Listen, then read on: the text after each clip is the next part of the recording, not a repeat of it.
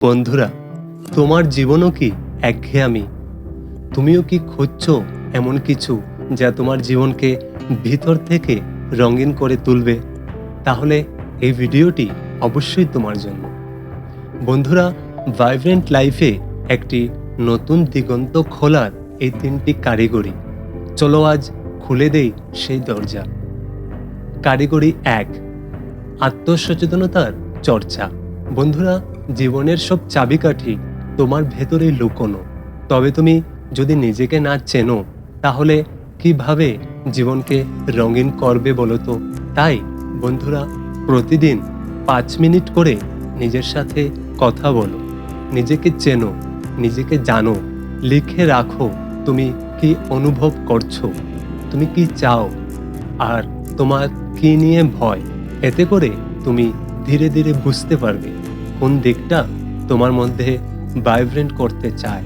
বন্ধুরা, আত্মসচেতনতা মানেই নিজের আলো খুঁজে পাওয়া। কারিগরি 2, একটি লাইফস্টাইল বেছে নেওয়া। বন্ধুরা, একটি ভাইব্রেন্ট জীবন কেবল রং বা সাজে নয়, বরং জীবনের গতিতে, তার প্রাণ চাঞ্চল্যে, এবং তার জন্য প্রয়োজন ছোট ছোট সক্রিয় অভ্যাস। তুমি যদি সকালে উঠে কিছু সময় মেডিটেশন করো বা ব্রিদিং এক্সারসাইজ করো এবং প্রতিদিন অন্তত 30 মিনিট করে হাঁটো, তুমি যদি মোবাইলের স্ক্রিন টাইম কমিয়ে দিয়ে বই পড়ো অথবা গান শোনো, এইসব ছোট ছোট অভ্যাসই তোমার জীবনের স্পন্দন বাড়িয়ে দিতে পারে। বন্ধুরা, কারিগরি 3, সৃষ্টিশীলতার চর্চা। বন্ধুরা, তুমি কি জানো সৃষ্টিশীলতা মানে শুধু আঁকা বা গাওয়া নয়। তুমি কিভাবে তোমার দিনটাকে রাঙাচ্ছ, সেটাই সৃষ্টিশীলতা।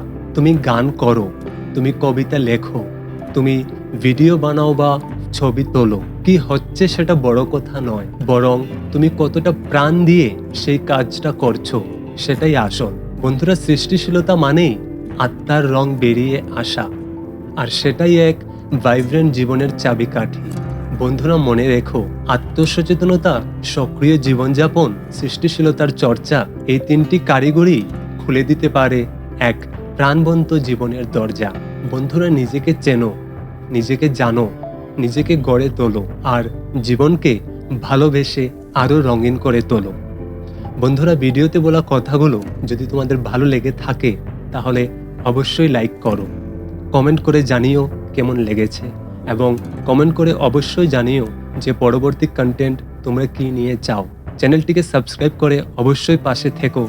দেখা হচ্ছে আবার পরের ভিডিওতে। ধন্যবাদ।